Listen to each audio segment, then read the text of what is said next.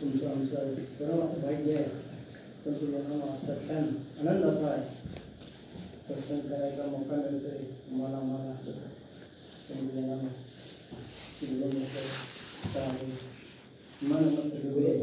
मनमतानं जे आपण करत असेल ते डुबणार आहे.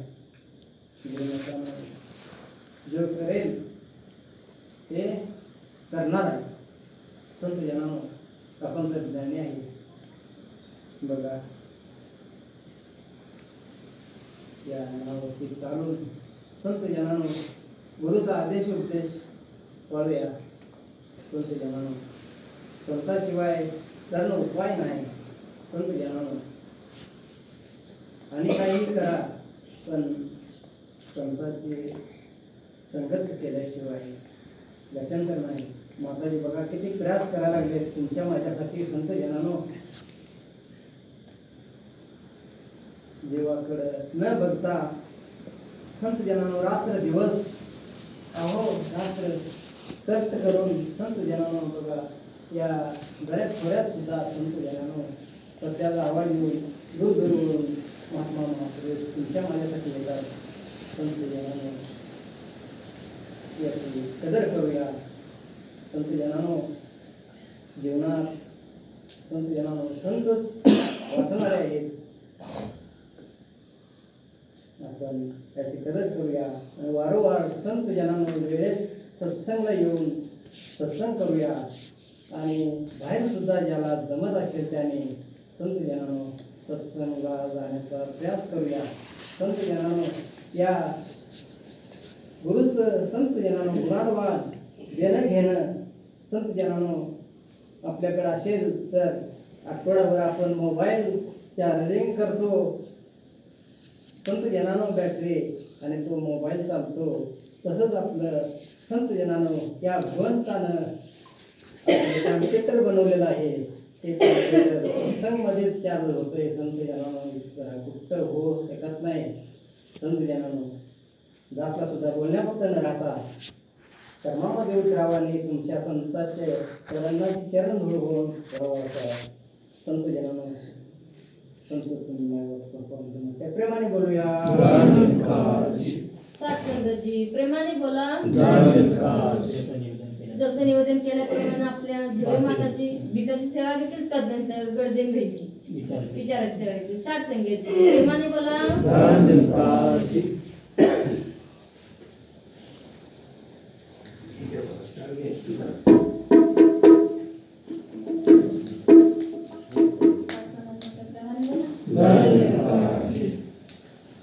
शुद्ध नाही तुझी भावना, शुद्ध नाही तुझी भावना. देव कोठे आहे सांगना.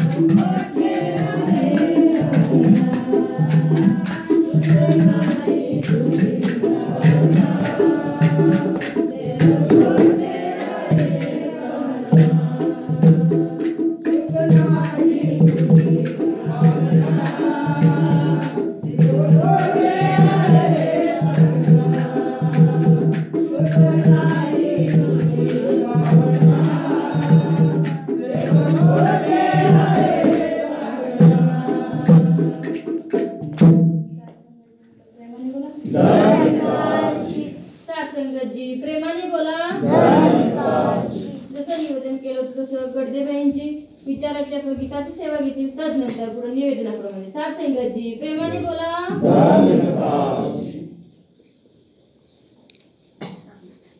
आदरणीय सारसंगतजी मोठे प्रेमाने बोला. सारसंगतजी बोरबा आंबिले आणि कणकणाई आंबिले हे दोघं विठ्ठल भक्त होते.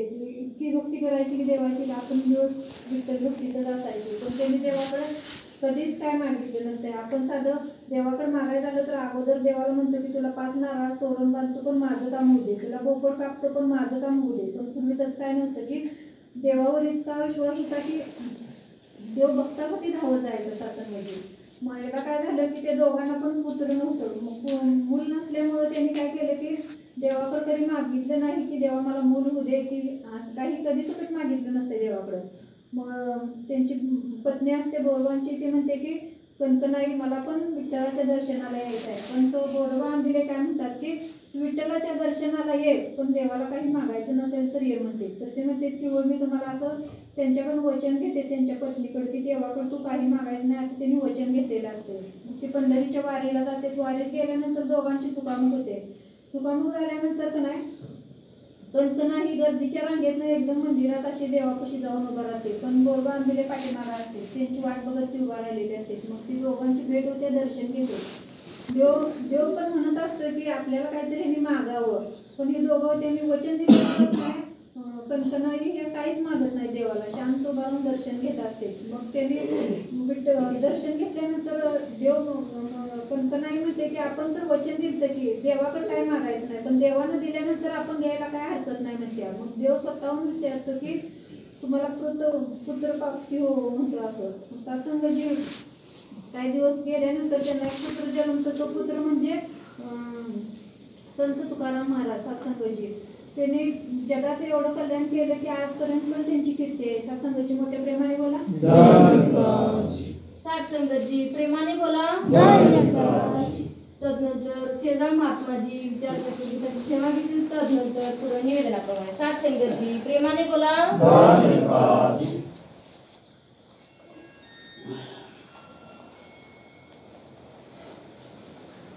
तज्ञान मोठे प्रेमानं बोला. तज्ञान विचार सेवा काय म्हणजे दास काय एवढं हे नाही, साधा प्रोग्राम आपण घेतो. तज्ञान मोठ्या प्रेमानं बोला. ब्रह्मदीचे उघडे जगामध्ये, ब्रह्मदीचे उघडे,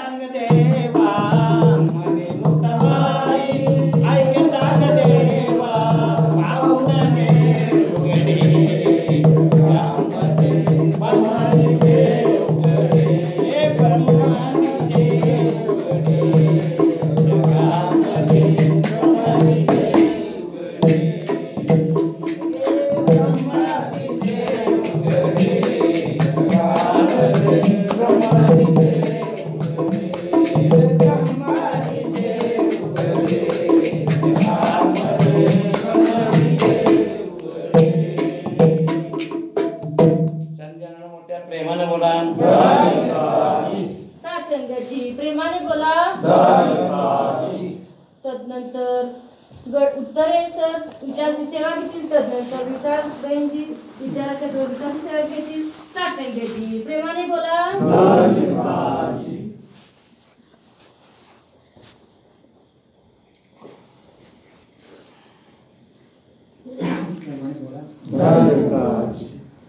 आज आपण 27 मेमध्ये जमलेलो आहे. कारण ह्या मशीनची स्थापना झाली तेव्हापासून दिल्लीत कार्यक्रम होता, परंतु खेडोपाडी आपणापर्यंत ही सूचना पोचली हे आपलं परंपरा अतिशय मोठं भाग्य आहे आपलं. असलेल्या छोट्याशा इथं राहण्यात असलेल्या इथं आपल्याला सत्संग मिळते, चांगले विचार ऐकायला मिळतात, हे आपलं अतिशय परमभाग्य आहे. याच्यापेक्षा आपलं दुसरं भाग्य कुठलंही मोठं नाही आणि सुख इथं कुठंही मिळणार नाही. इथं सुख मिळतं. गुरुवचनसिंह अवतारसिंह भरपूर कष्ट केले आणि रात्रंदिवस कष्ट करून याची स्थापना करून मिशनचं कार्य काय आहे, आपण इथं काय येतो, 27 सत्संग काय सुरू केलेले आहे, त्याने आपल्याला काय सांगितलेलं आहे. ब्रीज वाटलेलं आहे प्रेमाने बोला. जगातील जी भांडणं चाललेली आहे, आतापासून जी भांडणं, आतापासून वैर हे मिटावं आणि जास्तीत जास्त प्राणहानी होऊ नये हे उद्दिष्ट आहे. जगामध्ये युद्ध होऊ नये. अमेरिका, भारत, रशिया, भारत अनेक देश आहेत, 166 देश आहेत, यांच्यामध्ये सुद्धा परस्पर संबंध चांगला असावा म्हणून त्यांनी हे जागतिक कार्य केले. जगामध्ये प्रसिद्ध असणारं कार्य तुम्ही जमत नाही, कुणाला तुम्ही करत नाही, तर ती सर्व जगात प्रसार करून हे अत्यंत मानव समाजाला वरदान दिलेलं सत्संग म्हणजे. आणि त्यात काय सांगितलेलं आहे, तुम्ही गुरुची भक्ती करा. गुरुला कधी विसरायचं नाही. गुरुला काय विसरायचं नाही. आपल्या जीवनात गुरु नसेल तर आपण दिशाही करतो, दिशाही मार्गावर जातो. गुरु आपल्याला वाट करतो आणि जीवनात गुरु नसेल तर आपले जीवनच नाही, जीवन संपून जाईल आणि आपण वेगळ्याच दिशेने वरकडे जातो. मग आता समाजात माणसं आपण बघतो इथं येत नाही, ती वेगळ्याच दिशेने वरकडे चालली. आणि इथं जी येतात त्यांना काय दिलं आहे, बाबा परमेश्वराचं अस्तित्व आहे, पांडुरंगाचं अस्तित्व आहे, त्याच्या सत्तेनेच आपण जगतो, त्याच्या सत्तेनेच आपण आयुष्य घालतो हे माहीत इथे बसलेल्यापैकी सर्व. म्हणून आपण इथे म्हणजे येत नाहीत. 100दा एकाला मी सांगितलं लई चांगलं हे विचार घेण्याचं त्याच्या आयुष्यातच नसतं ते, तो इकडे वळणारच नाही. त्याला सांगितलं नाही तो इकडे वळत नाही. आणि काही माणसं आपोआपच वळतात इकडं. त्यांच्यामध्ये सद्भाव नसते, परमेश्वराविषयी प्रेम असतं, चिंतन नमन काय म्हणजे त्यांना माहीत असतं. आणि जे नव्यानेच आपल्या संग येतात, एकदा पाहिल्यानंतर, एकदा अभंग ऐकल्यानंतर आणि एकदा हे वक्तृत्व ऐकल्यानंतर त्यांना समजतं खरंच हे चांगलं आहे, आपण चांगलं वागलं पाहिजे. कारण वाईट वागणारा माणूस संत एकनाथांना भेटला आणि म्हणायला लागला, सगळे संत जन तुम्ही सुखी असताय, आमच्या जीवनात सुख कधी येईल, आम्ही सर्वसामान्य माणूस. तर म्हणाले कारण नाही, मी तुला सांगतो, तुम्ही मला विचारायला मग तुमचं आता काय वाईट वेळ आहे तुमची, तुम्ही 8 दिवसात मारणार आहे. मरणार आहे म्हटल्यानंतर त्या दिवसापासून घरी गेला आणि तो विचार करायला लागला. तो अगोदर काय करायला, देशी वागायला, शिवाय जायला, वर्तन करायला चांगलं नाही, घरात चांगलं नाही, समाजाच्या माणसाही नाही, दारू घेईल कसे वागायचं, कुठेही पडायचं, असं करू शकतो. त्याला 8 दिवस आपलं जीवन राहील म्हटल्यानंतर 8व्या दिवशी मी हे लोक सोडून जाणार आहे, त्याचं सारखीच जाणून घरात गेलेल्या सांगितलेल्या गुरुनी या रात्रीपासून त्याला झोपसुद्धा लागली.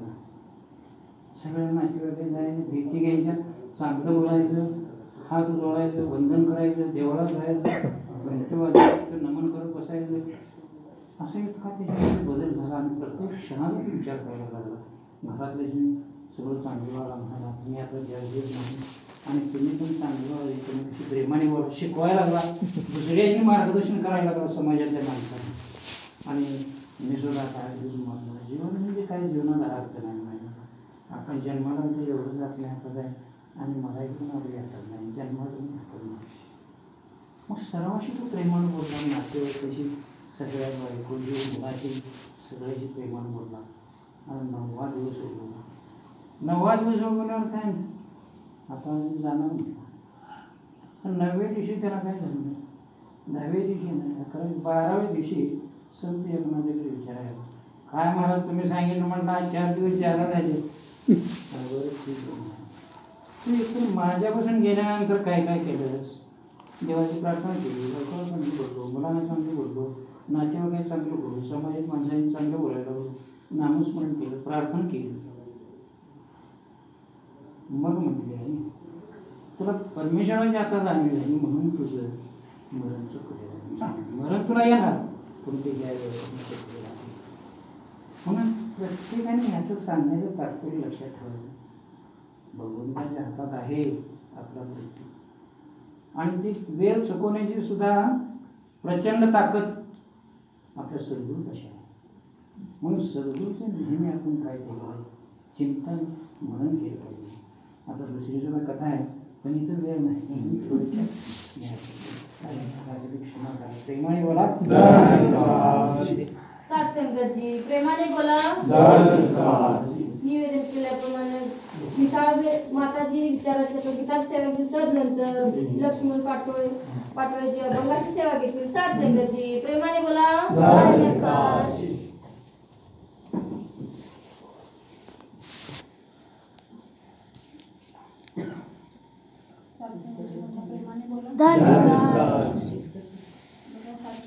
साधू असते, त्याच्यासोबत एक 3-4 शिष्य असतात आणि ते दोघं असं वाळवंटात फिरत जातात.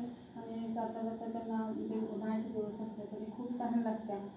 तहान लागलं त्यांना तिथे कुठं पाण्याचा काही शोध लागला, कुठं पाणी मिळणार. मग एक शेत त्यांच्या नजरेत येते वाळवंटात जात असताना. त्या शेताच्या बांधावर एक कलिंगडचा वेल असतो. मग ते कलिंगडचा वेल आता कलिंगड काढल्यात, आपल्याला पाणी नाही ते नाही मिळत, आपण कलिंगड तरी खाऊन तहान भागवाय असं त्यांचं म्हणणं असतं. तर ते कलिंगड घ्यायला तो एक शिष्य त्याचा जातो शेतावर आणि कलिंगड घ्यायला जातो. तर तिथं शेताचा मालक दिसत नाही त्यांना. तर तो मालक इकडे तिकडे शोधतात, इकडे तिकडे कोण मालक तिथे भेटतच नाही. तर ते तो शिष्य म्हणतो आता बिन सांगता आपण घेतलं तर आपल्याला चोरीचं पाप आपल्या हाती मिळेल म्हणतो. मग त्यासाठी तो तरी पण त्यांना न राहून त्याने कलिंगड ते घेतलेलं असते, एकट्यानं फोडलेलं असते आणि ते दगडावर फोडून ते त्यातले लाल गर काढायचे आणि खायचं. आपली तहान तरी भागते या हिशोबाने त्याने घेतलेलं असते. आणि तेवढ्यात तो मालक येतो आणि तो मालक त्या कलिंगडवर मूठभर माती घेतो आणि माती टाकतो. म्हणजे त्या मालकाचं जे वागणं असं कृत्य हे असं घडलेलं असतं. मग ते लोक ते तसंच जातात, साधं आपल्या शिष्याने घेऊन तसंच जातो. कलिंगड खात नाही काय असं जातं, पाणीसुद्धा त्यांना भेटत नाही. मग काही दिवस गेल्यानंतर ते कलिंगड तो शेतकरी आहे ना, तो शेतकरी त्याची भरपूर कलिंगड निघाले असतात आणि गाडी भरून तो कलिंगड विकायला मार्केटमध्ये जातो. तर तिथे गेल्यानंतर त्याला खूप दर पण लागतं, त्याला म्हणजे दाम त्याचं पण भरपूर मिळालेलं असतं, पण यायला त्यांना वेळ झालेला असतो. मग रात्र झालेली असते, आता रात्रीचं आपण कुठे थांबायचं, आपल्याकडे पैसा तर भरपूर आहे, आता काय करायचं. म्हणून त्याने त्या शेतकऱ्यानं मनाला असं हे केलं, आता एखाद्या म्हणजे गावात काम करायचं तर तिथं आपल्या ओळखीचं कोणीतरी पाहिजे, बिना ओळखीच्या घरी राहायचं कसं, कारण आपल्याकडे पैसा भरपूर आहे. मग त्यांना एक मठ दिसलेलं असतं, त्या मठामध्ये ते साधू असतात. मग तिथे गेल्यानंतर त्या साधूनं त्यांना राहण्याची सोय, खाण्याची सोय सगळं केलेलं असते. आणि राहिल्यानंतर त्याला दुसऱ्या दिवशी त्यांचाच एक शिष्य दुसऱ्या दिवशी फळं घेऊन येते त्या शेतकऱ्यांसाठी खायला. आणि ते फळं घेऊन आल्यानंतर त्या कलिंगडच्या फोडी असतात. तर संत जनानं बघा, त्या कलिंगडच्या फोडी दिसल्यावर त्या साधूने काय केलेलं असतं, त्या कलिंगडवर त्याला साखर घालून खायला दिलेलं असते. तर ती साखर घालून खायला दिली म्हणतात त्याच्या जरा हुसकड्यात पडतोय की बाबा मला कलिंगडच्या फोडी बघितल्यावर त्याच्या लक्षात येते की हा साधूला कुठेतरी मी बघितले. तर ते साधू त्याने बघितलं म्हणून ते म्हणतात तुझं पण बरोबर आहे, तुझ्याकडे जे आहे ते तू दिलंस, माझ्याकडे जे आहे ते मी दिले. सांगण्याचं तात्पर्य एवढंच, आपण जे करतोय ते चांगलं कृत्य करा. संगतजी प्रेमाने बोला. निवेदन केल्याप्रमाणे लक्ष्मण पाटोळे महात्माजी अभंगाची सेवा घेतली. तदनंतर शिवाजी लिंगले महात्माजी विचाराची सेवा घेतली. सात संगतजी प्रेमाने बोला.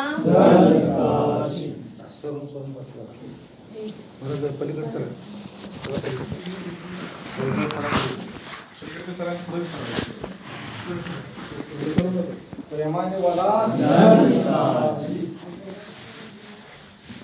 सत्संग सेवा दे मद देवा झाले स्वार्थक जन्माचे झाले स्वार्थक जन्माचे सत्संग सेवा दे मद देवा झाले स्वार्थक जन्माचे झाले स्वार्थक जन्माचे धरले तुझे पायात नाही मला गेल्या मागल्या धर्माचे धरले तुझे पायात नाही मला गेल्या मागल्या धर्माचे धरले तुझे पायात नाही मला गेल्या मागल्या धर्माचे सत्संग सेवा दे मद देवा झाले सार्थक जन्माचे झाले सार्थक जन्माचे सत्संग सेवा दे मद देवा झाले सार्थक जन्माचे झाले सार्थक जन्माचे धरले तुझे पायात नाही मला गेल्या मागल्या धर्माचे धरले तुझे पायात नाही मला गेल्या मागल्या धर्माचे धरले तुझे पायात नाही मला गेल्या मागल्या धर्माचे पाकरानन पपतवादी जववानिकाचे जववानिकाचे पाकरानन पपतवादी जववानिकाचे जववानिकाचे ओम काला पाले बोले वारदे अंगाचे ओम काला पाले बोले वारदे अंगाचे ओम काला पाले बोले वारदे अंगाचे सत्संग सेवा दे मद देवा झाले सार्थक जन्माचे झाले सार्थक जन्माचे सत्संग सेवा दे मद देवा झाले सार्थक जन्माचे झाले सार्थक जन्माचे धरले तुझे पायात नाही मला गेल्या मागल्या धर्माचे धरले तुझे पायात नाही मला गेल्या मागल्या धर्माचे धरले तुझे पायात नाही मला गेल्या मागल्या धर्माचे नगरक चंद्र वाटत होती मोठा कोराड मोठा कोराड नगरक चंद्र वाटत होती मोठा कोराड मोठा कोराड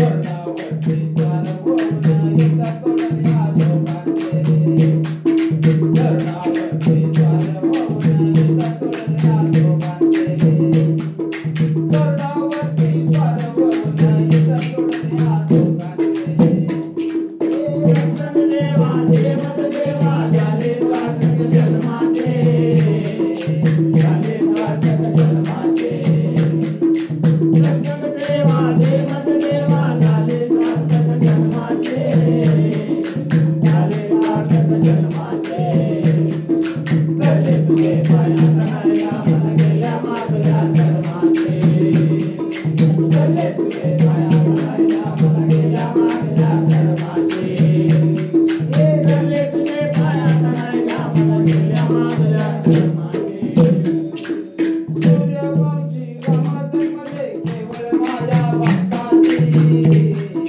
केवळ माया भक्ताची सूर्यवंशी रमतमध्ये केवळ माया भक्ताची केवळ माया भक्ताची काल तुकाराम तुम्हावर तुझ्या चरणाचे काल तुकाराम तुम्हावर तुझ्या चरणाचे काल तुकाराम तुम्हावर तुझ्या चरणाचे सत्संग सेवा दे मद देवा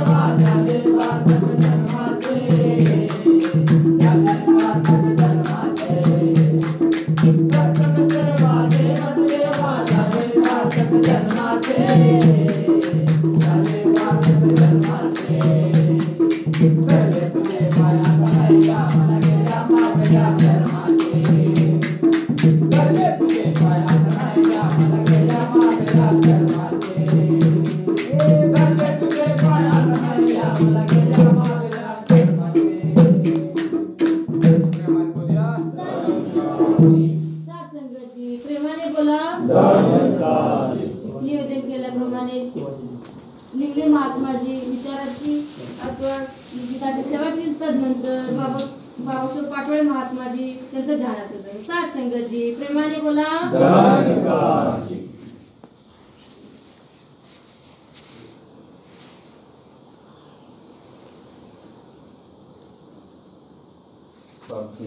प्रेमाने बोला. धन्य आज दिन संत दर्शनाचा अनंत जन्माचा सीन गेला.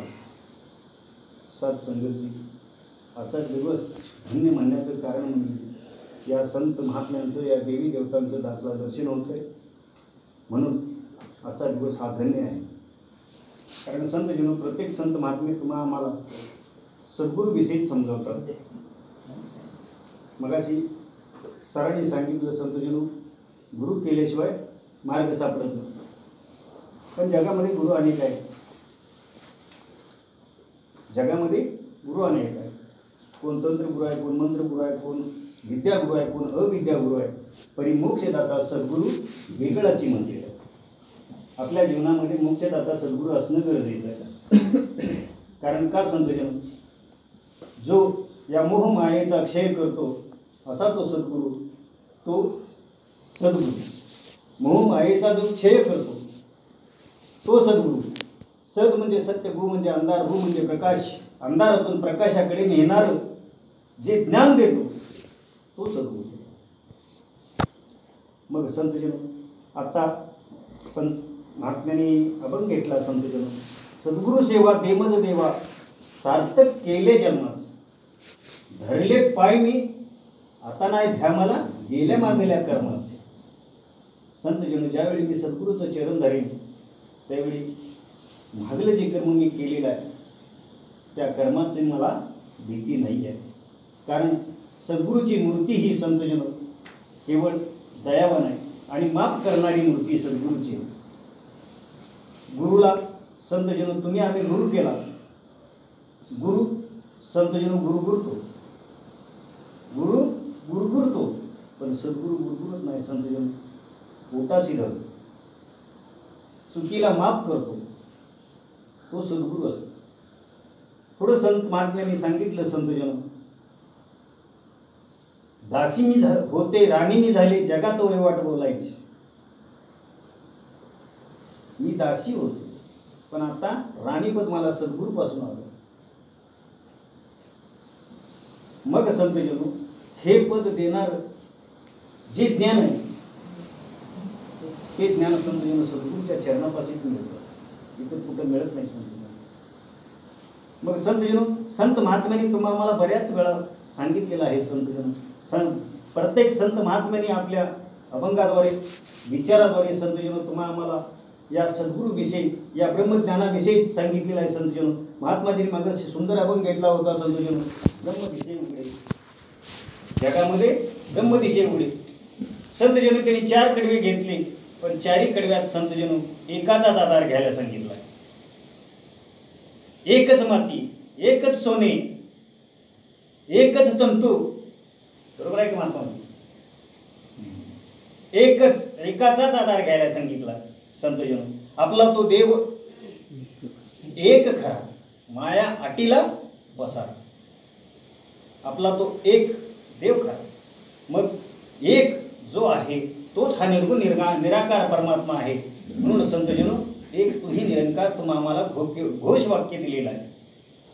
तर संतजन अजून महात्मे बरेच बोलणार आहेत, कारण त्यांच्या मुखातून सुद्धा दासला श्रवण करायचं आहे. तेवढ्यासाठी दास इन्ही शब्दामध्ये क्षमा प्राप्ती आहे. सात संगतजी प्रेमाने बोला. सात संगतजी प्रेमाने बोला. निवेदन केल्याप्रमाणे बाबासाहेब पाटोळे महात्माजी विचाराची सेवा किंवा गीताची सेवा घेतली. तदनंतर ज्ञानेश्वर बेडगे महात्माजी विचाराच्या किंवा गीताची सेवा घेतली. सात संगतजी प्रेमाने बोला. प्यारे सात संगत प्रेमाने बोलूया. या संजनानं खरोखरच आपल्या जीवनाचं हित साध्य करण्यासाठी आपण या ठिकाणी सत्संग करतोय. मग अशी बनगर महाराज म्हणून गेले की आपल्यासाठी अनेक गावची महात्मा या ठिकाणी आले, परंतु दास काय म्हणते, संजनानं आपलं हित साध्य करायचं. महात्मा सांगते एक वेळ बाबाजीने अशी निवडल्या, येताना बघितलं की संचालन कोण यात्रेमध्ये सहभागी झालेले, कोण कुठल्या दुकानामध्ये सामील झालेला आहे. परंतु आमचं परमभाग्य आहे की आम्हाला अशा समयच्या सत्पूर्ण संजनानं शाश्वत परमात्म्याचं दर्शन या ठिकाणी घडून देतो. भाग्याचीच गोष्ट आहे. इथं आल्यानंतर संजनानं भरपूर काय शिकायला मिळतं. ज्यांनी संजनानं मुख्यमंत्री लाडकी बहीण योजनेचा फॉर्म भरला त्यांना 1500 रुपये मिळणारच आहेत. तसं संजनानं जो महात्मा या ठिकाणी आला, म्हणजे या ठिकाणी आल्या, त्यांना अनेक संजनानं महापुरुषांच्या जो वचनाचा आधार आहे तो या ठिकाणी श्रवण करायला मिळतोय. केवळ भाग्याचीच गोष्ट आहे. म्हणलेले की क्षणोक्षणी हाच करावा विचार, करावा पार भव शिंतो, नाशिवंत देह जाणार सकळ आयुष्य खातो काळ सावधान. देह नाशिवंत आहे म्हणून सांगितलं. अनेक संतांनी सांगितलं संजना, या नाशिवंत देहाला आम्ही किती प्रकारे संजना सजवण्याचं कार्य करतोय. प्रत्येक क्षणाला संजना आरशापुढं थांबून आपला चेहरा व्यवस्थित आहे का हे संजना त्या ठिकाणी पडताळणी करतोय.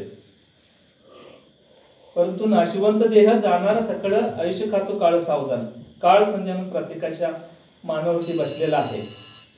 आणि म्हणून सर्व साथ संगतला दास प्रार्थना करतोय की ही एक वेळ आहे की चांगल्या अंमली गोष्टीचा संजन इथं आपल्याला वचन श्रवण करायला मिळतं.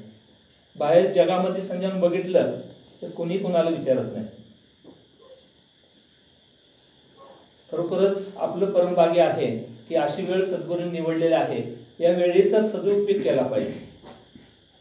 आणि म्हणून ज्या ज्या ठिकाणी संत महात्मा संजनानं आवाज देऊ द्यात अगर न देऊ द्यात, पण आपलं ध्यान ज्यावेळी बनतं त्यावेळी संजन त्या ठिकाणी सत्संगला पोहोचणं गरजेचं आहे.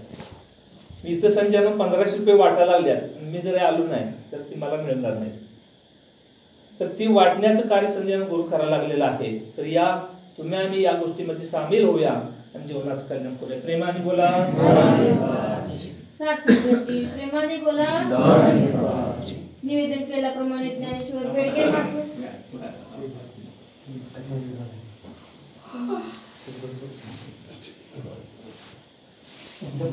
मला आशीर्वाद देण्यासाठी सलगरून आलेले यादव महात्माजी स्टेज ग्रहण करतील. तदनंतर पुढे निवेदन सद्गुरु माता सुदीक्षा सविंद्र हरदेव जी महाराज की जय.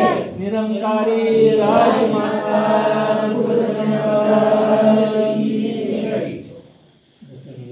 जसं निवेदन केल्याप्रमाणे ज्ञानेश्वर बेडगे महात्माजी विचाराची सेवेचे तदनंतर शारदा यादव बहिणजी गीताजी अथवा विचाराची सेवेचे साठ संघजी प्रेमाने बोला.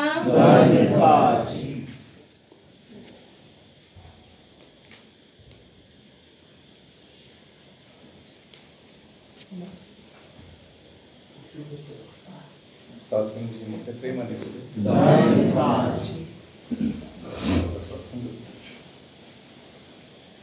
आत्ताच मगाशी जुने माताजींनी गेली. शुद्ध नाही तुझी भावना देव कोठे सांग. देव सांगितलंय ना, सद्गुरून देव सांगितले. पण आपलं काय भाग म्हणतंय? ज्ञानेश्वर महाराज म्हणतात, भावे विन भक्ती, भक्ती विन मुक्ती आणि बळे विन शक्ती बोलूची नाही. आता भाव जर शुद्ध असेल तर पहिली तुडवा येते. भाव जर शुद्ध असेल तर पहिली पायरी तुडवा येते. आणि भाव शुद्ध असला की मग भक्तीला सुरुवात होते. बरं, भक्तीची दुसरी पायरी आणि मग त्याच्या आपोआपच मुक्ती होतेच. मग त्यात मुक्ती म्हणजे काय आहे? जन्मोजन्मी देवाकडे आपण मागितलं. आता मागायचंच काय? देवाला काहीतरी माझ्याकडून अपेक्षित होतं म्हणून या गाडीमध्ये तो बसलाय. काहीतरी करायला त्याचं प्रारब्ध, त्याचं कर्म, क्रियामान, संचित प्रारब्ध हे सगळं बनवलंय ना. पहिले बनते तकदीर, फिर बनता है शरीर, सब गारागिरी प्रभू की. तू किंवा हे दिली, फक्त मी आडवा आलाय बरं काय. आणि मी अस्तित्वात आहे नाही बरं का. मी हा अस्तित्वात नाही. मी म्हणजे अज्ञान आहे. मी म्हणजे मला झालेला भ्रम आहे. आता मी म्हटलं तर यामध्ये बळ कोण आहे? बळेविना शक्ती बोलूची नाही. आता बळ हे नाव काय आहे? बळ काय सांगा बरं. बोर मशीन जर आणली आपल्यात तर ती कशाच्या जीवावरती खडक दगड फोडते? फाशीन फोडते. कशाच्या जीवावर फोडते ती? कशाच्या? बळ म्हणजे काय आहे ते? अहो नुसती हवा आहे. हवा आहे ना. मग ही निरंतरी बासुरी कोण फुकायला लागलाय? ही जे आत्मा परमात्मा निरंतर बासुरी कोण फुकायला लागलाय? ते बळच आहे. हो, एक श्वास थांबला म्हणजे काय करतं का हे शरीर? मुडद्याला ठेवा सोबत काय करतं? ते हलतं बोलतं, कान नाक डोळं काय नाही त्याला. आपल्याला जे आहे ते सगळं आहे ना. मग त्यातनं काय गेलं निघून? ते बळच गेले ना. कोण गेलाय? जीवात्मा. हा, मग तो गेलाय ना. मग शक्ती कशाला म्हणायचं? ही शक्ती यात आहे म्हणून त्याच्या शक्तीचं नाव काय आहे? हा निराकार. मग शुद्ध होईना भावना देव कोठे आहे सांगना. मी स्वतःलाच प्रश्न विचारायचा आणि स्वतः जाणून घ्यायचा. सत्संगाची प्रेमाने बोला. सत्संगाची प्रेमाने बोला. तदनंतर शारदा यादव यांची विचाराची सेवा घेतील. सत्संगाची प्रेमाने बोला. सत्संगाची प्रेमाने बोला.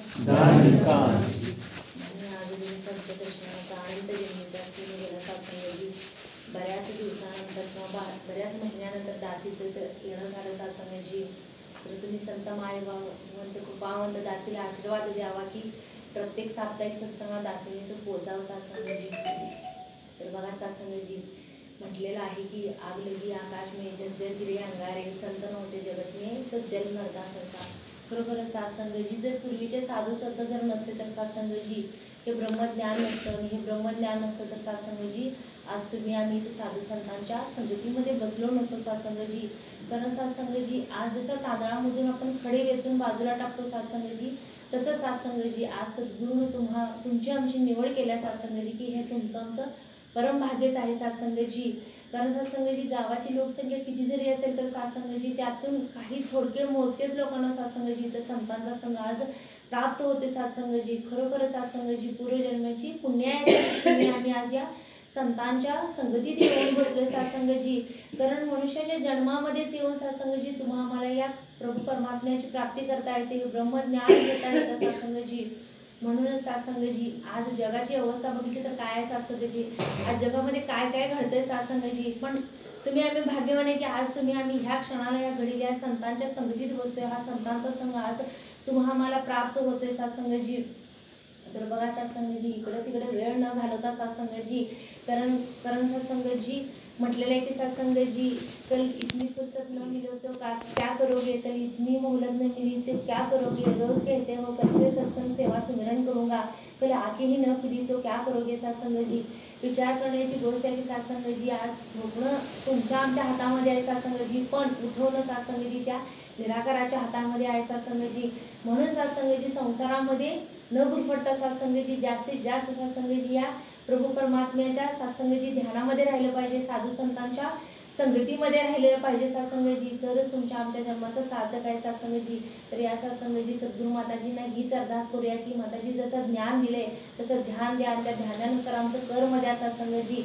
आणि आम्हाला सत्संग सेवा सुमिरन सदोदित घडत राहू दे सत्संगाची. प्रेमाने बोला सत्संगाची. प्रेमाने बोला. आखरी गीताची सेवा ऋषिकेश लिंगले महात्माजी घेतील. तर नंतर मंगलाचरण. सत्संगाची. प्रेमाने बोला.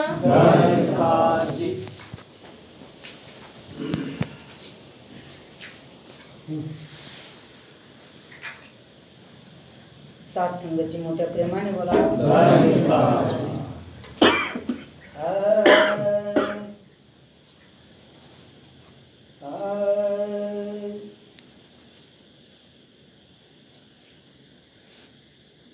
सत्संगाची मोठ्या प्रेमाने बोला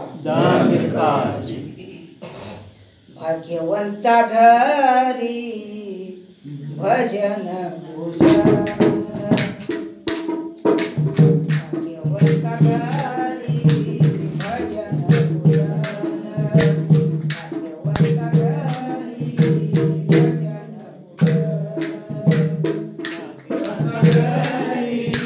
भजन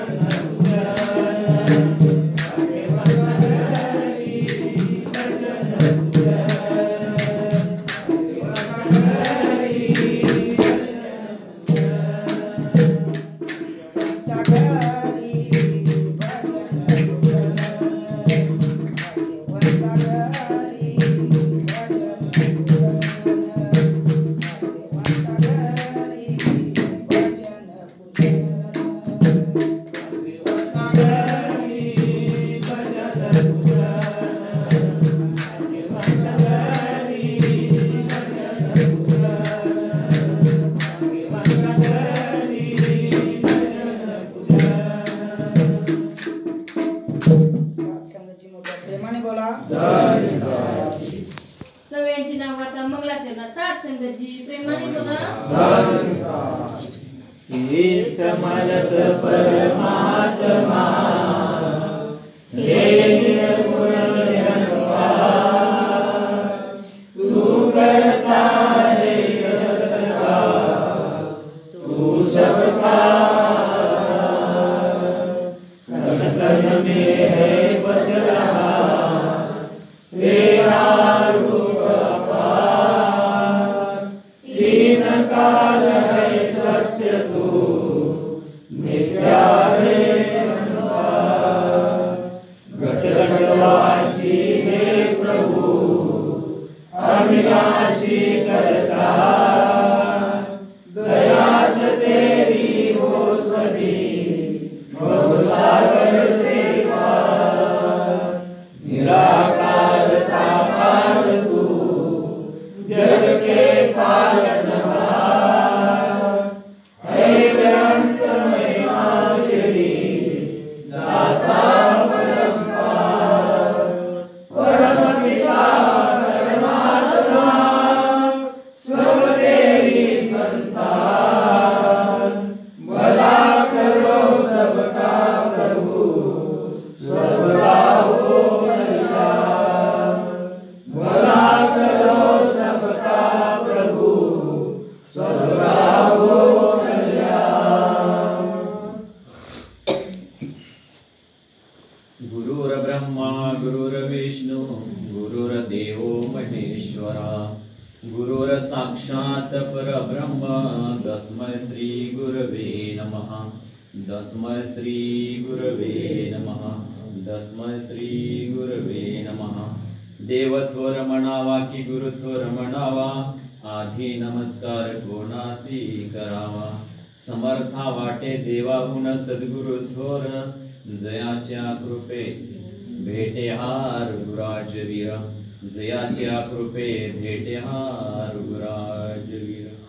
प्रेमी संतजन मोठ्या प्रेमाने बोला सर्व सत्संगाचं आज परमभाग्य आहे की तुम्हा महान संतांचं देवी देवतांचं दासला बऱ्याच दिवसानंतर दर्शन करण्याचा योग प्राप्त झाला। सर्व सत्संगतजी किंवा सद्गुरु माताजींची असीम अशी कृपा आहे सत्संगतजी की कारण ह्या समयाला जर आता तुम्ही जर वातावरण बघितलं सत्संगतजी टी व्हीमध्ये जर आपण चॅनेल ओपन केला तर कितीतरी लोक आज सत्संगतजी आपला जीव वाचवण्यासाठी धावपळ करत आहेत। सत्संगतजी महापूर आलेला आहे सगळीकडं जीवन अस्ताव्यस्त झालं आहे पण सद्गुरूंना सत्संगी तुम्हाच्या वाट्याला ही परमेश्वराचं गुणानुवाद करण्याचा योग प्राप्त करून दिलाय सत्संगजी म्हणजे तुम्ही आम्ही किती भाग्यवान आहोत सत्संगजी। आपण जर विचार केला तर काही लोक सत्संगजी तुम्हाला ऑक्सिजन लावला असेल कोण तळमळत असेल कोण विवळत असेल सत्संगजी पण तुमच्या आमची निवड आज सद्गुरूनं इतर सत्संगमध्ये केल्यासारखं नाही म्हणजे ह्याच्यापेक्षा आणि कुठलं भाग्य आपलं मोठं असणार आहे सत्संगजी कारण भाग्यवंता घरी भजन कीर्तन त्याची वाटप आहे रघुनंदन आता महात्माजींनी अभंग घेतला सत्संगजी तर हे पण भाग्यात असावं लागतं सत्संगजी. तरुणीमध्ये सुद्धा म्हटलं आहे की सुत दाना और लक्ष्मी पापी के भी होय, संत समागम हरी कथा तुलसी धन दुर्लभ होय म्हटलं सत्संग. एखाद्या पापी माणसाला सुद्धा धन संपत्ती ऐश्वर्य मुलं बाळ बंगला गाडी सर्व काही असतंय, पण त्याला इथं येऊन बसण्याचा अधिकार नाही म्हटलं. इथं भाग्यवंतालाच आहे अधिकार म्हटलं सत्संग. आपल्याला वाटतं की मी ज्ञान घेतलंय, की माझ्या जीवनामध्ये सद्गुरू आलाय, माझं जीवन सुखी झालंय, मी आनंदी झालोय, पण सगळ्यांनी इथं येऊन बसावं असं वाटतंय सत्संग. आपल्या घरातलीच येत नाहीत सत्संगाची. का तर त्याच्या भाग्यात नसते सत्संगाची. कारण मी जर भक्ती केली तर ती केवळ माझ्यासाठी आहे, घरच्यांसाठी नाही आहे सत्संग. म्हणून सत्संगाची इथं येऊन बसण्याचा जो अधिकार आहे तो सद्गुरू कृपेनं प्राप्त होतो. असलं एक उदाहरण वाटवलं सत्संगाची. एक राजा होता आणि त्या राजाच्या मनामध्ये काय आलं की आपल्याला वाटतंय की एका वेळेला जन्मलेली, एकाच दिवशी जन्मलेली आणि एकाच नक्षत्राला जन्मलेली प्रत्येक जण एकसारखी होत नाही. तसं राजाच्या मनामध्ये आलं की मी एकटाच कसं काय राजा झालो, की माझ्या जन्माच्या बरोबर कितीतरी लोक जन्मले असतील पण मीच एकटा राजा कसं काय झालो, माझ्याच भाग्यामध्ये हे कसं काय आलं.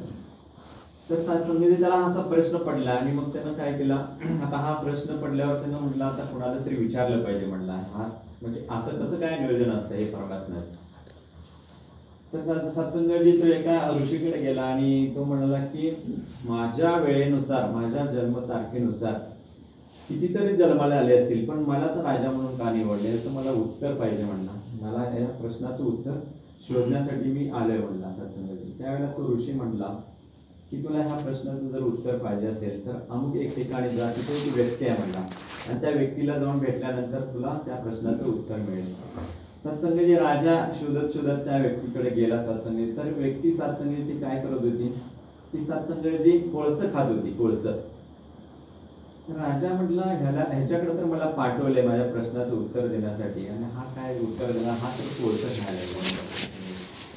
राजा तिथे गेला सत्संगाची, दृश्य पाहिलं आणि त्याला विचारलं की बाबा रे माझ्या प्रश्नाचं उत्तर मिळवण्यासाठी मी तुझ्याकडे पाठवलंय आणि तू काय उत्तर देशील. त्यावेळेस तू म्हटलं मी काय उत्तर देणार, पुढे एक व्यक्ती आहे म्हटलं पुढच्या गावामध्ये आणि त्या व्यक्तीकडे गेल्यानंतर तुम्हाला त्याचं उत्तर मिळेल. राजा पुढच्या गावामध्ये गेला तर तिथं एक तो व्यक्ती होता सत्संगाची, तो असा शेण खात होता सत्संगाची. त्याची अवस्था बघितल्यावर राजा म्हटला आता ही तर मला काय व्यक्ती उत्तर देणार, ही तर चक्क शेण खायला लागला. राजाने विचारलं की बाबा मला एका प्रश्नाचं उत्तर पाहिजे त्यासाठी मी तुझ्यापाशी आले. किंवा म्हटलं मी तर काय देऊ शकत नाही म्हटलं उत्तर. पुढे एक गाव आहे, त्या गावामध्ये एक व्यक्ती आहे, त्याच्याकडून तुम्हाला उत्तर मिळेल. तेव्हा राजा पुढे गेला सत्संगी पुढच्या गावामध्ये. तर ती व्यक्ती सत्संगाची असं बेडवर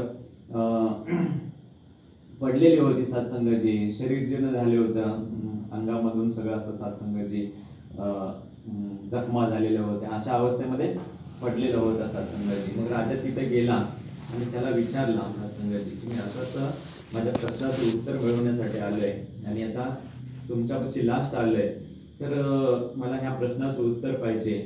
त्यावेळेला त्या व्यक्तीनं राजाला उत्तर दिलं की गेल्या जन्मामध्ये आपण एकत्रित होतो म्हणला, एक चौघ भावभावच होतो म्हणला. गेल्या जन्मामध्ये, मागच्या जन्मामध्ये आपण चौघ भावभावच होतो म्हणला. जिथं आता तुम्ही विचारून आलाय आपण चौघ भावभावच होतो आणि आपण एकत्र जेवत बसलेलं असताना एक भुकेलेली व्यक्ती आली होती म्हणला आणि आपल्यालाच खायला काय अन्न नव्हतं गेल्या जन्मात. आणि त्यावेळेला म्हटला ती व्यक्ती आपल्याकडे ज्या वेळेला आली आहे मागण्यासाठी त्यावेळेला आम्ही तिघांनी जी काय उत्तरे दिली त्यानुसार आम्हाला हे कर्म मिळाले म्हणला.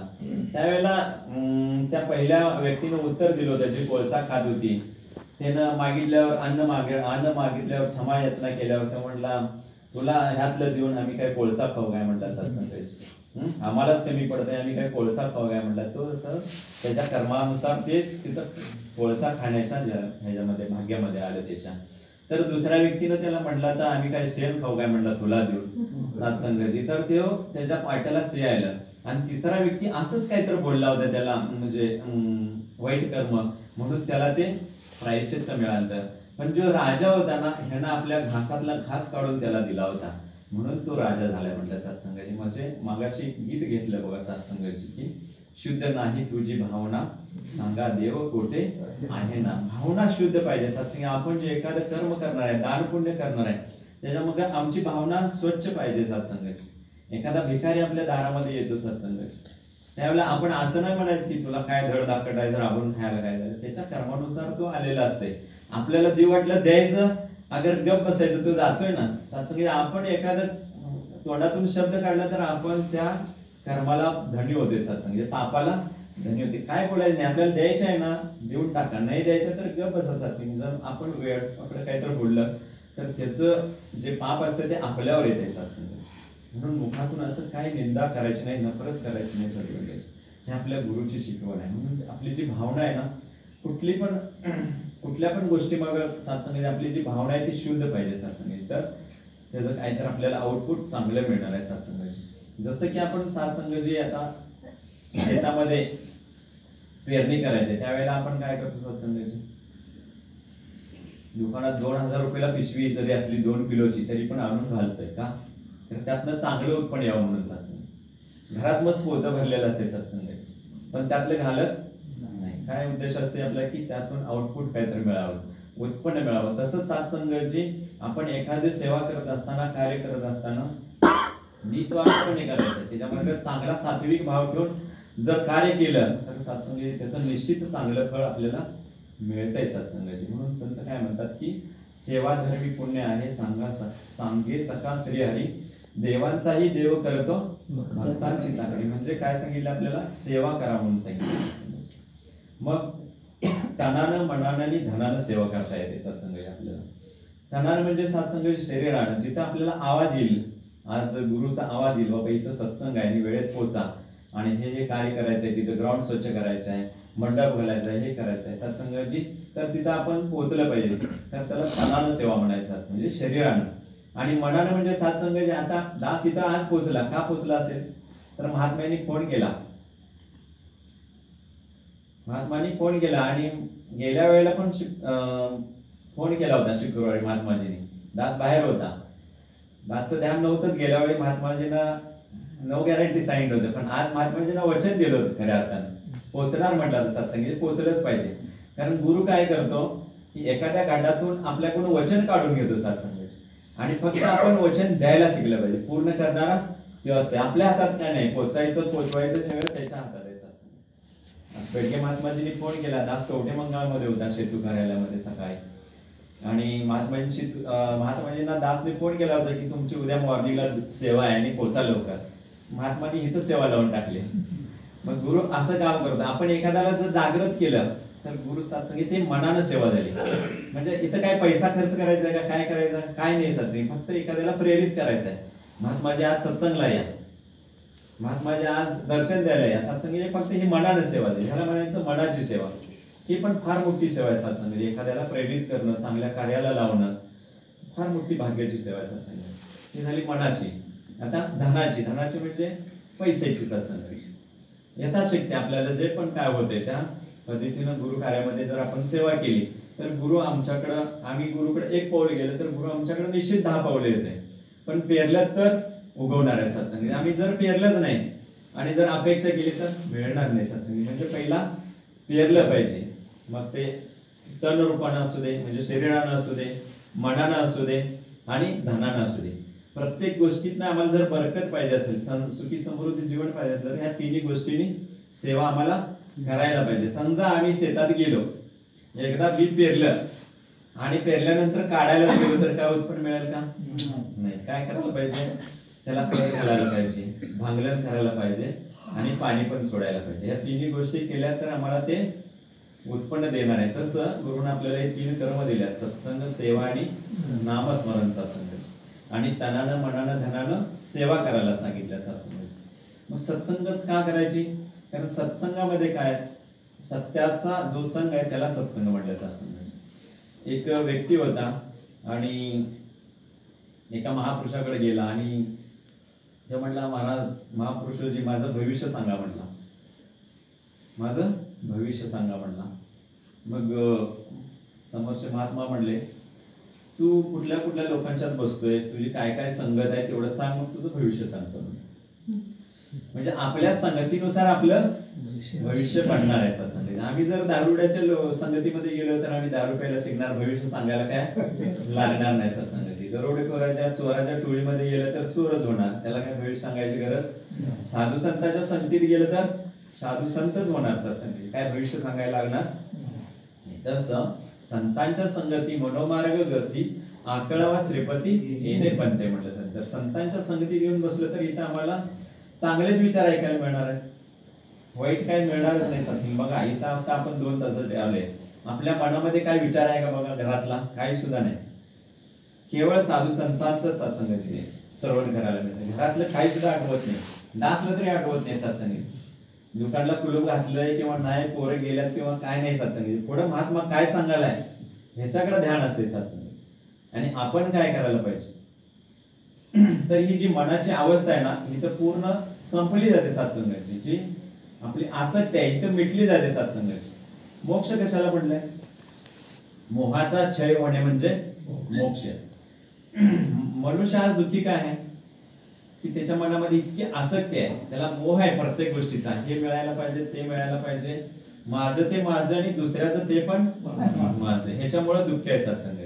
मग गुरुने आम्हाला काय शिकवलंय, जे तुझं आहे ते पण माझं म्हणू नकोस, तुझं आहे म्हणायला शिक. पहिला तू करता है तोता तू बैठा मिठाई खाय, मैं करता है बकरी तो गला काट के जाए. 3 महिन्यात खतम सत्संग. मैं करते ते आणि पोपट असते तू करतोय बसून मिठाई खाते. तसं काय सांगितलंय की खा पी जग पण मला बघ म्हटलंय सत्संग. आम्ही काय करलोय, खायला मौज करालोय, ऐश करायला लागलोय, मस्त आस्वाद घ्यायलोय, पण कोण द्यायला ह्याचा विचार केला नाही. मला काय वाटत आहे की मी माझ्या स्वतःच्या रट्ट्याच्या बळावर सगळं करायला लागलोय सत्संग. म्हणजे जोपर्यंत मी म्हणतोय ना तोपर्यंत हे अज्ञानाला दुःखाला कारण आहे सत्संग. गुरुने आम्हाला ते ज्ञान दिलंय की मी म्हणजे कोण आहे, तर तो आत्मा आहे सत्संगाची. आतलं जे स्वरूप आहे त्याला मी म्हटलंय सत्संगाची. आणि वरचं दिसतंय ते काय रूप आहे सत्संगाची, रूप. मग आम्ही काय केले, त्या रूपाला भुललोय सत्संगाची आणि त्या स्वरूपाची ओळख नाही. सद्गुरू काय करतोय, त्या स्वरूपाची ओळख करून देतोय की जे निज स्वरूप आहे. म्हणजे आता आपण सत्संग सुटल्यानंतर आपापल्या घरी जाणार आहे, बरोबर आहे. दुसऱ्याच्या घरी गेले तर मार मिळतो. तसं हा आत्मा ह्याचं घर कुठं आहे हे जर त्याला माहित नसेल तर तो भरकटणार. मग सद्गुरू त्या आत्मस्वरूपाची ओळख करून देणार की हा आता आपण कसं एक शर्ट आहे आपला, आपण फाटल्यावर काय करतोय, काढून टाकतोय आणि दुसरा नवीन घालतोय. तसं हे शरीर आहे, हा आत्मा काय करतोय, हे शरीर जीर्ण झालंय. किती वर्ष काम करणार आहे, 50, 60, 70, 80 वर्ष. तर नंतर हे शरीर जीर्ण झाले की आत्मा हे शरीर टाकून देते. आपण कसं फाटलेल्या कपड्या टाकून देते तसं आत्मा हा शरीर टाकून देते, दुसऱ्या शरीरामध्ये प्रवेश करतोय सत्संगाची. मग हे ज्ञान सद्गुरू देतोय सत्संगाची. मग हे आत्मा दुसऱ्या ह्याच्यामध्ये प्रवेश करू नये म्हणून ह्या आत्म्याला मुक्ती मिळवायसाठी आपल्या जीवनामध्ये सद्गुरू पाहिजे. सत्संग सद्गुरू शिवाय करणं पाहिजे नाही म्हणतात. कारण संत एवढं अवरात्र का झटा लागलं की तुमच्या आमच्या जीवाचं जर कल्याण व्हायचं असेल तर ह्या आत्म्याला, ह्या परमात्म्याची ओळख पाहिजे, ह्या स्वस्वरूपाची ओळख पाहिजे. आणि मी काय करावे, रूपाच्या मागे लागले. रूप म्हणजे कसं आहे, उदाहरण सांगतो सत्संग. एक लाडू असते आपला, लाडू कसा आहे म्हणतो आपण, गोल आहे म्हणतो. हे काय झालं, त्याचं वरचं रूप झालं. मग त्याचं आतलं स्वरूप काय आहे, लाडू गोड आहे. गोड आहे हे स्वरूप झालं. तसं हा शरीर आहे आपलं, हे शरीर आहे हे रूप आहे आणि जो आत्मा आहे ते स्वरूप आहे सत्संग. त्या स्वरूपाची ओळख असणं म्हणजे सत्संगाची खऱ्या अर्थानं जीवनाचं कल्याण आहे तिथं. आणि हे केवळ सद्गुरूच करून देते, अन्य कुठं नाही सत्संग. म्हणून संतांनी काय सांगितलं, वारंवार सांगू काय, देव सद्गुरू पाशी आहे म्हणलं सत्संग.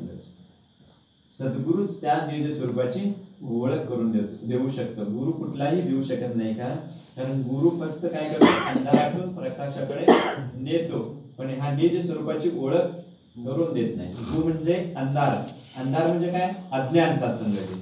की हा देव असेल, तो देव असेल, असा असेल, तसा असेल, ह्याला काय म्हणायचं, अज्ञान सत्संग. ह्याला गु म्हणलंय. गु म्हणजे अज्ञान आणि रु म्हणजे प्रकाश. प्रकाश म्हणजे ज्ञान सत्संगाची. गुरु काय करतो, अज्ञानातून अज्ञानाच्या अंधारातून प्रकाश दाखवतो. पण सद्गुरू काय करतोय? सत्य वस्तू दाखवी जो नाही जाणावा तो सद्गुरू म्हटलं. मग सत्य काय आहे? जगामध्ये फक्त एकच सत्य आहे. काय सत्य आहे? परमात्मा सत्संगती. न दिसते ते परब्रह्म. मग ह्या डोळ्यांनी दिसत नाही सत्संगती. सद्गुरू ज्ञानदृष्टी घालून हे परब्रह्म दाखवतात सत्संगाची. आणि एकदा का हे परब्रह्म सत्संगती तुम्ही आम्ही बघितलं की सत्संगती आमचं अज्ञान जो भ्रम आहे की देव असा असेल तसा असेल हे सगळं भेटतं. तुम्हाला माहित आहे एक गोष्ट, एक आंधळा असतो आणि तो आंधळा एक हत्ती त्यांच्या समोर 4 आंधळे असतात आणि त्यांच्या समोर हत्ती समोर उभा केला जातो आणि त्यांना सांगितलं जातं की या हत्तीचं वर्णन करा. मग एक आंधळा येतो, काय म्हणतो? एक आंधळ्याच्या हाती काय लागतं? ते त्याचा पाय लागतो. मग हत्ती कसा आहे म्हणतो? बांबू सारखा आहे म्हणतो. दुसरा आंधळा येतो, त्याच्या हाताला शेपूट लागतं. तो काय म्हणते? हत्ती केरसुरी सारखा आहे म्हणतो. तिसरा आंधळा जातो, त्याच्या हातात कान लागतं, तर म्हणते हत्ती सुपासारखा आहे. हत्ती ऍक्च्युली तसा आहे का? नाही. तसं आमची देवाच्या बाबतीत अवस्था झाल्या. देव असा असेल, देव तसा असेल, देवाला हे लागतंय, देवाला ते लागतंय, देवाला काय लागत नाही. देवाला काय लागतंय? शुद्ध भाव पाहिजे, फक्त शुद्ध भाव. आणि तो भाव केवळ आमचा सत्संगामध्ये जागृत होतो आणि संत जागृत करतात सत्संग, अन्यत्र कुठं नाही सत्संग. म्हणून सत्संगचं महत्व आहे म्हणलं अनन्यसाधारण असं सत्संगचं महत्व आहे. म्हणून पूर्वीच्या संतांनी काय सांगितलं की सत्संग करा आणि काय करू नका चावटी म्हणलं. पूर्वीचा तो दोरा उगवेल म्हणलं सत्संग. केवळ सत्संग करायचा आहे. म्हणून सत्संगाची तुम्ही आम्ही फक्त एकच कार्य करायचं आहे, फक्त ह्या गुरुवर विश्वास ठेवायचा आहे आणि संतांच्यावर विश्वास ठेवायचा आहे. मग गुरु कुठं आपल्या दिल्लीत आहे ना? कुठं आहे? प्रत्येक घटामध्ये आहे. जे जे माणी जे भेटे भूत ते माणी जे भगवंत. हा माझा भक्ती योग जाण खरा म्हणलं. आज महात्माजींनी फोन केला, मी म्हटलं बेडगे महाराजांनी फोन केलाय, काय पोचते त्याला म्हटलं असतं तर पोचलो नसतो. माझ्या सद्गुरूचा फोन आहे, माझ्या गुरुचा फोन आहे. गुरु कुणाचं नाव आहे? शरीराचं नाव आहे, ज्ञानाचं नाव आहे. सत्संग कशामुळे पोचलो? ज्ञानामुळे सत्संग. शरीर हे एक ना एक दिवस नष्ट पावणार आहे. प्रत्येक देवी देवतांची शरीर नष्टच पावली आहेत. आपले सद्गुरू बाबाजी सुद्धा शरीरानं नाही पण आत्मस्वरूपानं आहे. तसं आज माताजी दिल्लीत जरी असल्या तर तुमच्या आमच्या समोर आहे आत्मरूपानं सत्संग. ही भीती आपल्याला कायम पाहिजे सत्संग. आम्ही कुठलेही कर्म करत असताना की माझा गुरु साक्षात आहे आणि तो मला पाहतोय. जसं आमच्या दुकानात आल्यानंतर 8-9 कॅमेरे लावल्यात, तिथं आम्हाला हजर राहायची काही गरज नाही. मी जरी कवट्यात असलो, इथं जरी असलो तर बघू शकते. तसं परमात्म्याने सगळे कॅमेरे लावल्यात. तुम्ही काय करलाय, खोटं बोललाय, खरं बोललाय, कोणतं पाप करलाय, हे सगळं त्यांना कॅमेरे लावलेले आहेत. फक्त तुम्हाला दिसत नाही सत्संग. फक्त हा जो कॅमेरा आहे ना सद्गुरूनं तुम्हाला दाखवलाय म्हणून तुमचं आमचं कर्म नेक होते. आज मनुष्य अज्ञानामध्ये सगळे कर्म करत असते का? तर त्याला हा परमात्म्याचं ज्ञान नाही म्हणून तो कर्म करत असते. पण आपण जे कर्म करणार आहे त्याचं फळ निश्चित मिळणार आहे सत्संगाने. मग चांगलं केलं तर चांगलं मिळणार आहे, वाईट केलं तर वाईट मिळणार आहे. म्हणून अवतारवाणीमध्ये एका ठिकाणी म्हटलंय सत्संगाची की अरे नाराया जगती तुझला कोणी संगे साची नसे, जाती तेव्हा तुझ्या संगे जीव एकला जात असे. जाती म्हणजे केव्हा? हा देह सोडून ज्या वेळेला जाणार आहे त्यावेळेला कोण येणार नाही म्हटलं सत्संग. तुझं जे कर्म आहे तेच तेवढं संग येणार आहे. जाती तेव्हा तुझ्या संगे जीव एकला जात असे, माय रडे तेव्हा दाही दाही बंधुही तुझला घेऊन जाती, सूतदारा कन्या रोडणी तुझ्या गुणांना आठवती, आणि शुभाशुभची कर्मे करशी हीच तुझ्या संगे येते. की माझी बायको, माझी पत्नी, मुलं बाळ जी म्हणतोय ना ते फक्त उंबऱ्यापर्यंत येणार आहेत म्हटलं सत्संगाची. त्याच्या पुढं येणार नाही. शेजारी पाजारी येईल, भावकी येईल, पै पाहुणे येतील, पण घरातली उंबऱ्यापर्यंतच म्हणून सांगितलं सत्संग. जो पाठीला पाठ लावून जो भाव आलाय तो सुद्धा सगळ्याच्या पुढं हातात गाडलं लोटकं घेऊन काय असेल ते तुला सोडवणार आहे म्हटलं तिथपर्यंत. तिथनं तुझा प्रवास एकट्याच आहे म्हटलं सत्संग. म्हणजे जगात कोण कुणाचं नाही, केवळ कोण आहे? केवळ सद्गुरू आहे म्हटलं सत्संग. तो पण आमच्या जीवनात आला तर आहे, नाहीतर मग आत्मा भरकटणार सत्संगाची. त्याला जागा नाही आहे सत्संगाची. आम्ही म्हणतो बघा, एखाद्या व्यक्तीला सत्संगाचे तो कसं तर करला तर आम्हाला म्हणतो बघा त्याला लागीर लागले किंवा त्याला भूत लागले, हाय मग ते खरं आहे का? हाय खरं सत्संग. ज्याला ज्ञान नाही ना, ज्याला ज्ञान नाही त्यानं आज देह सोडलाय, त्याचा आत्मा भरकटणार निश्चितच. त्याचं घरच त्याला माहित नव्हतं, तो इकडं तिकडं फिरकटणार आणि तो एखाद्या व्यक्तीवर ज्या अज्ञानी जीव असते ना त्याच्यावर काम करतो सत्संग. ज्ञानीवर करत नाही, अज्ञानी जीवावर ते काम करतो सत्संग. नाही असं नाही. 4 वेद 6 शास्त्र 18 पुराण सत्संग जे लिहून ठेवले ते खरं आहे. 14 विद्या 64 कला हे पण खरं आहे. खोटं काहीच नाही जगात. फक्त माया आहे सत्संगाची आणि ह्या मायेतून बाहेर काढणारा केवळ सद्गुरू आहे. एकदा ज्ञान झालं की सत्संगाची आमच्या मनातली सगळी भीती जात्या सत्संगाची. आणि जोपर्यंत ज्ञान नाही तोपर्यंत मात्र भीती असते सत्संगाची. समजा आता इथं ट्यूब आहे, लाईट बटन बंद केलं, काय होणार? इथं अंधार पडणार सत्संग. अंधारामध्ये काय अवस्था होते आपली? चुळबुळ होते सत्संगाची. तसं जीवनामध्ये जोपर्यंत अज्ञान आहे तोपर्यंत मनामध्ये असं बेचैन असतं सत्संग. तुम्हाला सुख कुठं मिळेल, शांती कुठं मिळेल. पण हा जो सत्य प्रकाश सद्गुरूंनी दिलेला आहे ज्ञानाचा, ह्याच्यामुळे आपल्या मनातल्या सगळ्या भ्रम शंका सगळे निघून गेले. त्यामुळे अवस्था कशा आहेत? लहान मुलासारख्या सत्संगाची. मनात काय येत नाही सत्संगाची, काय सुद्धा येत नाही सत्संगाची. केवळ लहान मुलाची जशी अवस्था असते त्याला काय बघा काळजी असते का? आई वडील आणतील, जेवायला घालतील, पाणी आहे, लाईट गेल्या मोटर चालू करायचे, जनावर काय असते? काय नाही. खाणे पिणे मजा करणे सत्संगी. तशी आज आमची अवस्था गुरुनं करून ठेवल्या सत्संग. काय मारायचे ह्याच्या जीवावर मजा मारायची सत्संग. जसं ठेवतोय त्या अवस्थेमध्ये समाधानी राहायला शिकवलं असते सद्गुरूंनी. ही कला दिल्या सत्संगाच्या आम्हाला. नाहीतर संत आणि जन दिसायला सारखे. आमच्या गळ्यामध्ये काय माळा आहेत, तिळा आहेत, काय आहे काय? भगवी वस्त्र आहेत, काय आहे काय? काय नाही. म्हणजे गुरुनं दिलेलं ज्ञान आहे. जेणे चालीला भगवंत दया नाम बोली जे संत. मस्त गळ्यामध्ये सगळी भगवी वस्त्र घातल्यात, कपाळाला टिळा आहे, सगळं आहे. पण आज सगळ्या विषयाचा सोळा भरलेला आहे सत्संग. हा उपयोग आहे सत्संग. जगाला दाखवण्यासाठी भक्ती करायची नाही. मला काय अनुभव आला या सद्गुरूच्या चरणावर जुडल्यापासून माझ्या जीवनामध्ये काय परिवर्तन झालं? मला महापुरुष कसे बोलतात, मला काय प्रेम देतात, काय आदर देतात, माझी काय अवकात होती. आज इथं कोणाला एखाद्याला सांगितलं 10,000 देतो आणि दर्शन घे म्हटलं तर घेते कोण? पण आज गुरुनं काय कृपा केली? तुम्हाला मला माताजी बनवलंय, बहिणीजी बनवलंय, महापुरुष बनवलंय सत्संगाची. मग ही पदवी सहजासहजी नाही लागत सत्संग. तुम्हाला मलाच का म्हणतात सत्संग? बाकीच्या लोकांना का म्हणत नाहीत, संसारी लोकांना? कारण ज्या वेळेला हे ज्ञान प्राप्त होतं ना सद्गुरूकडून त्यावेळेला ही पदवी लागते सत्संग. कारण सगळं जेवढं आपण काय कर्म केलंय, जेवढं पाप केलंय तेवढं सद्गुरू ज्ञान देताना सगळं जाळून टाकतो सत्संगाची आणि तुम्हाला स्वच्छ बनवते. पण त्याच्यानंतर मात्र आपण काय करायचं नाही. कारण एकदा ज्ञान घेतलं आणि कर्म चुकीचं केलं तर मात्र निश्चित शिक्षा आहे सत्संग.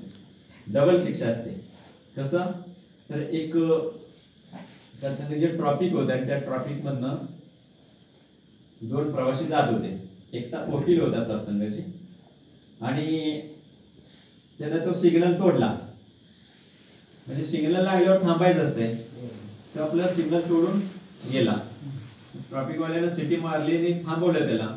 कागदपत्र दाखवली, लायसन दाखवलं, सगळं दाखवलं. त्याला 2,000 रुपये फाईन केला.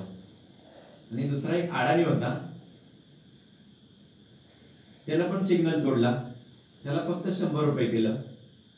मग हे बघायला लागलाय की मला 2,000 केलाय आणि ह्याला 100 रुपये. त्याला म्हटला दोघांनी पण सिग्नल तोडलाय, हा त्याला 100 मला 2,000 का? तर त्यावेळेला त्यानं सांगितलं तू शिकलेला आहेस, ज्ञानी आहेस, तू इतरांना शिकवतोयस, सगळ्यांचं केसेस मिटवतोयस आणि तू सिग्नल तोडली, तुला 2,000. तो अज्ञानी आहे, त्याला काय माहित नाही, त्यानं चूक केली, त्याला माफ आहे, तुला माफ.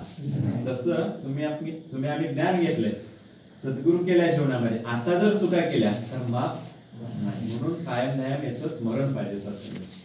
म्हणून स्मरण पाहिजे सत्संग. भक्ती नाही साधी दुबळी, ती तर आहे सुळावरची पोळी. का म्हटलं? एवढ्यासाठी म्हटलं आम्ही ज्ञान घेतलंय, सद्गुरू केलाय, ज्ञान सत्य आहे, गुरु सत्य आहे, पण आमचं कर्म चुकीचं बदलं नाही पाहिजे म्हणून चुकी नाही म्हटलंय. कर्म चुकीला तर डबल शिक्षा आहे.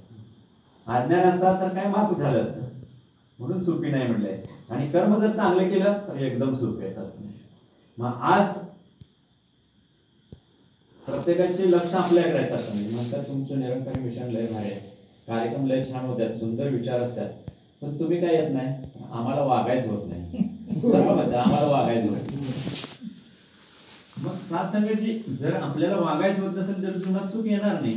डॉक्टरकडे गेलो आपण, मला एखादा आजार आहे, डॉक्टरने इंजेक्शन औषध गोळ्या दिल्या आणि पथ्य सांगितलं आणि डॉक्टरला म्हटलं मला पथ्य सोडून बाकी सगळं सांगा, काय उपयोग होईल का? तसं आज लोकांची अवस्था आहे. निरंकारी मिशन चांगलं आहे, सद्गुरू चांगला आहे, ज्ञान सत्य आहे, पण मला घ्यायचं नाही का, तर मला तिथं वागायचं होत नाही. तिथं खोटं बोलायचं सोडत नाही, निंदा करायचं सोडत नाही, पाप करायचं सोडत नाही. काय जीवनात सत्संगाची समाधान आनंद येणार नाही. म्हणून आज कितीतरी लोक सत्संगाची की ज्ञानापासून वंचित आहेत. आपला जीव तळमळते सत्संगाची. आम्ही तर प्रत्येकाला रोज सकाळी फोन करतोय, संध्याकाळी करतोय, या सत्संगला, मॉर्निंग सत्संग आहे, मॉर्निंग सत्संगला या. नाही सत्संगी लोक झोपेतच सोडून घेतलेले आहेत, त्यांना फक्त माया पाहिजे सत्संगीत. आज महात्मा म्हटले बघा की लाडकी बहीण योजना चालू आहे, इतकी गर्दी आहे शेतूमध्ये की हमरी तुमरी सत्संग. आज जायला रस्ता नाही, त्याच तर पैसे मिळणार आहेत. आणि इथं बघा फोन करायला लागते, बोलवायला लागते, सांगायला लागते. म्हणजे आज पैसा म्हटले की तुटून पडतात आणि भक्ती म्हटले की नको सत्संग. म्हणजे जे काय आम्हाला खऱ्या अर्थानं प्राप्त करायचं आहे ह्या नर जन्मामध्ये येऊन, त्याच्यापासून मात्र मनुष्य वंचित आहे. आणि जे नको आहे, जे संघ येणार नाही, त्याच्या पाठीमाग लागलाय सत्संग. म्हणजे कसं झालंय, कुत्र्यासारखी अवस्था झाली आहे.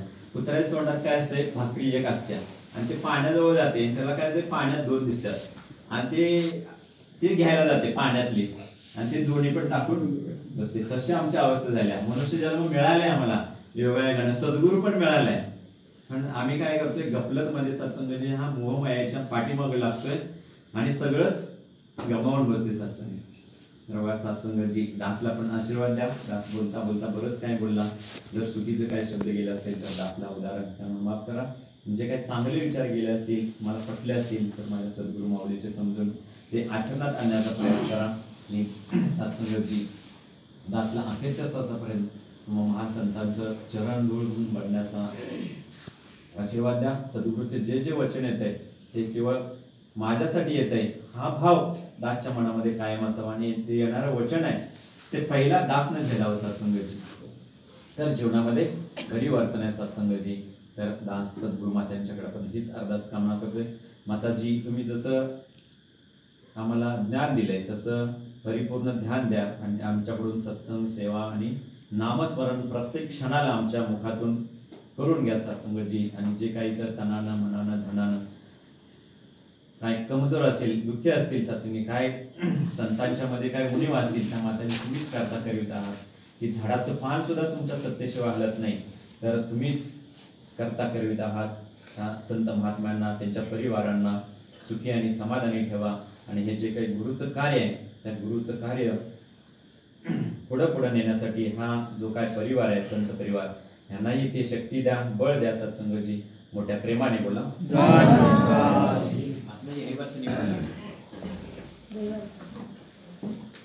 रविवारी सलगर येथे प्रचार कार्यक्रम, विशेष अशा प्रचार कार्यक्रमाचं आयोजन केलंय. त्या कार्यक्रमासाठी सांगलीहून मायावती काळे बहीण जी येणार आहेत, प्रचारक बहीण जे आहेत. आणि कार्यक्रमाचं स्थळ ठेवलंय श्री दत्त मंदिर सलगर गावामध्ये आहे. त्या दत्त मंदिरामध्ये असं विशाल अशा कार्यक्रमाचं आयोजन केलंय.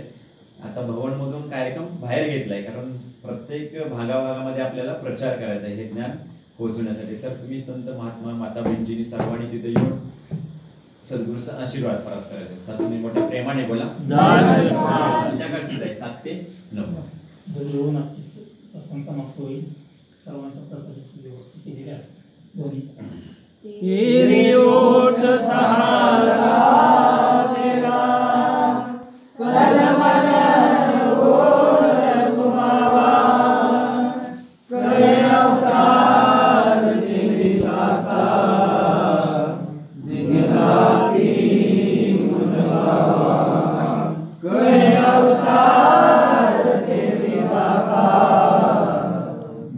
राती